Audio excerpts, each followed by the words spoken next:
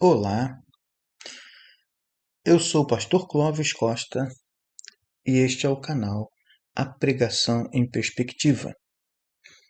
E vamos agora oferecer a você mais um vídeo explicativo a respeito dos elementos da estrutura de um sermão.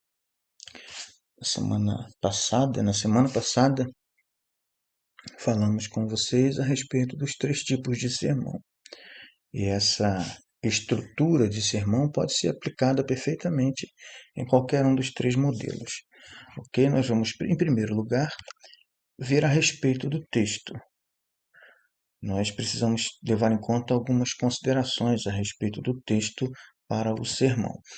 A fonte do texto, a delimitação do texto, as traduções do texto, a interpretação do texto em solo. Isso significa que você sozinho precisa fazer uma interpretação do texto. E o exame do contexto e, finalmente, a interpretação em equipe. É o momento em que você pede ajuda a alguém para interpretar o texto de forma completa e correta. Ok? Em primeiro lugar, nós vamos ver a fonte. Obviamente, a fonte do texto é a Escritura. Nenhuma outra fonte pode ser levada em consideração. Nada fora da Escritura deve ser alvo da nossa pregação, ok? Lembre-se que Paulo escreveu a Timóteo, na segunda carta, capítulo 4, verso 2, a respeito de pregação, usando o verbo pregar no imperativo. Prega. E quando ele fala prega a palavra. Ele não fala para pregar sobre a palavra ou para pregar outro assunto que não seja a palavra. E ele diz, prega a palavra. Insista, a tempo e fora de tempo. Aconselha, repreende e encoraja com toda a paciência e sã doutrina. Observe que todos os verbos estão no imperativo, mas tudo isso relacionado à palavra. Então, a fonte do texto é a Escritura Sagrada. O segundo ponto é a delimitação desse texto, o que nós chamamos de perícope, que significa corte ao redor. É uma parte do texto que você destaca para estudo, não apenas para ler, mas para estudar. Não podemos considerar a possibilidade de fazer uma pregação apenas com a leitura do texto. Esse texto precisa ser estudado para que você possa entender a sua ideia central, e essa ideia central lhe oferece o tema, o assunto do sermão que você vai trazer. Tá? Essa perícope, que é a delimitação do texto, ela precisa ser íntegra. Tá? Essa parte precisa ser inteira, ok? Ela precisa trazer uma ideia integral no seu bojo. O próximo ponto se refere às traduções do texto. É aconselhável e é muito útil que você tenha acesso a pelo menos 3 traduções das Escrituras. E eu recomendo a Almeida Revista e Atualizada, a Almeida Revista e Corrigida e a Nova Versão Internacional. Essas 3 traduções vão te oferecer opções de uma linguagem bem acessível para você compreender melhor a letra ou a forma como a escritura está traduzida, ok? Mas no momento da sua pregação você deve optar apenas por uma delas. Próximo ponto se refere à interpretação solo. É quando você, sozinho, você e o texto estão juntos, tá? E você verifica o conhecimento prévio que você tem a respeito do texto, antes de pesquisar. Principalmente porque ele traz 3 benefícios. A familiarização com a perícope, que é o trecho que você separou, na medida em que você o lê uma, duas, três, diversas vezes, você encontra detalhes que não encontrou antes. Tá? A lembrança das próprias limitações, ao ler você vai perceber que não entendeu certas coisas. Isso é muito importante. E, finalmente, a importância do estudo. Tá? Uma vez que você entende as suas limitações, você precisa ser levado a pesquisar, a estudar, a procurar compreender. Não se aventure, não devemos nos aventurar a pregar alguma coisa a respeito da qual nós não temos um entendimento completo, ok? O exame do contexto, é o próximo ponto, se refere a três aspectos. Primeiro, a literatura.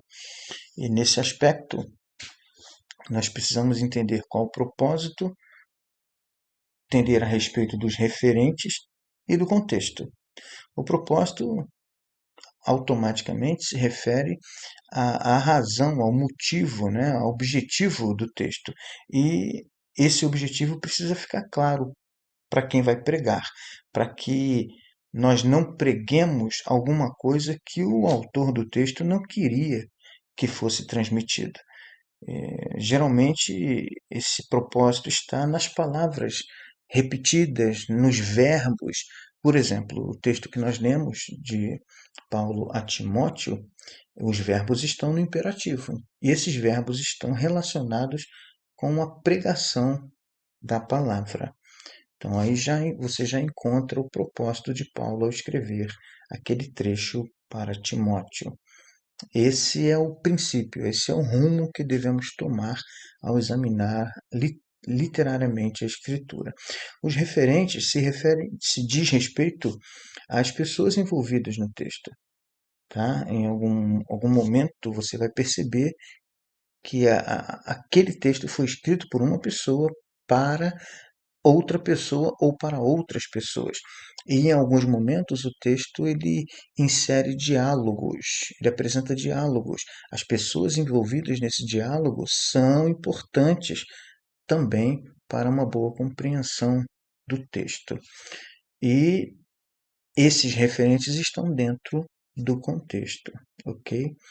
O segundo aspecto diz respeito à teologia. E dentro da teologia, os pontos importantes a ser considerados são a cristocentricidade, a relação e harmonia escriturística, os imperativos e a doutrina. Vamos por parte. Cristocentricidade. Cristo está em toda a Escritura. Tá? O pregador deve olvidar todos os esforços relacionados à ideia central apresentada na perícope com a pessoa e a obra de Cristo. Tem que ter uma relação, sempre terá. De Gênesis a Apocalipse, você pode encontrar uma relação do texto com a pessoa de Cristo. E isso se dá através do entendimento que o pregador tenha da história da salvação. A criação, a queda, a redenção e a restauração de todas as coisas. A consumação, ok? Então, em algum aspecto, ou Cristo ou a obra de Cristo dentro da história da salvação está localizada em todo o texto da Escritura, ok? Ele é a revelação por excelência de Deus, ok? Os imperativos dizem respeito às ordens. É sempre de Deus para nós. Deus tem sempre uma mensagem para nós. E não se trata de pedidos, de sugestões, são ordens. Nós sabemos que existem duas posições distintas, quase que antagônicas, né? Mas não chegaria a dizer isso assim. Deus é Senhor e nós somos servos. Deus manda e nós obedecemos. Deus determina e nós cumprimos, ok? E o último ponto dentro desse aspecto da teologia é a doutrina, tá? Tudo na Bíblia tem relação com a doutrina, com algum aspecto doutrinário, tá? E nesse ponto seria importante nós termos algum conhecimento ou alguma pesquisa, né, oportunamente, de uma teologia sistemática ou de uma teologia bíblica, para que possamos enquadrar o texto que nós estamos estudando enquadrá-lo em alguma doutrina da Escritura, tá? Doutrina. Nós precisamos entender que esse estudo, essa pesquisa, esse enquadramento vai gerar em nós crescimento, qualificação, capacitação a respeito da Bíblia Sagrada, da Palavra de Deus. O terceiro aspecto é a história. Esse texto que nós temos em mãos, ele aconteceu, foi escrito dentro de um lugar, um local geográfico e temporal muito particular, muito distinto do nosso tempo e do nosso local, ok? Então, as particularidades sobre o autor e os primeiros leitores vão fazer muita diferença quando nós estivermos estudando e examinando o contexto. O próximo ponto é a interpretação em equipe. Uma vez que nós já fizemos a nossa interpretação em solo, chega um momento em que nós vamos dar espaço no nosso trabalho de estudo do texto à pesquisa, ok? Usando todos os meios possíveis. Ilegais, né? Não meios ilegais que remetam ao texto. Que aí temos comentários bíblicos, dicionários não apenas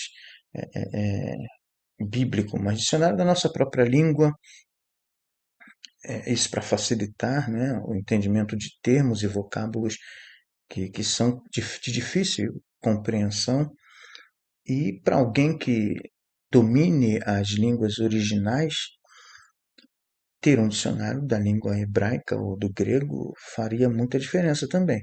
Mas aí é outro departamento, uma coisa muito mais profunda e que as próprias traduções da Bíblia nos poupam de estudar tão profundamente. Se você pode, amém. Faça esse estudo, estude grego, hebraico, mas se você não pode, eu já sugiro aí as três traduções da Bíblia, ok? Almeida Revista Atualizada, Almeida Revista e Corrigida e a Nova Versão Internacional, ok? Temos atlas, que podem ajudar bastante, bíblias de estudo, literatura teológica, que são teologia sistemática, teologia bíblica, e também livros teológicos, em geral, ok? Temos as mídias sociais que também podem fornecer muita informação, mas tudo isso aí é importante que você tenha critério para fazer sua pesquisa, para que não haja confusão doutrinária a respeito de determinados termos, ou, perdão, determinados temas que sejam dilemáticos, ok? Seria importante, se você não é pastor e se você tem o seu pastor, consultar o seu pastor antes de, de usar ou de aplicar no seu estudo certo ramo teológico ou doutrinário, para que você não corra o risco de se confundir com algumas heresias, ok? Muito bem, essa foi a nossa apresentação a respeito do texto, que é o primeiro ponto sobre os elementos para a estrutura do sermão. Ok, eu sugiro a você que, se você ainda não é inscrito no nosso canal, inscreva-se, ative o sininho para você receber as nossas publicações, dê o seu joinha curtindo, comente e, se você gostou e achar que vale a pena, compartilhe com seus amigos para que mais pessoas tenham também acesso a esse conteúdo. Que a bênção do Senhor seja sobre a sua vida e sobre o seu ministério. Um abraço.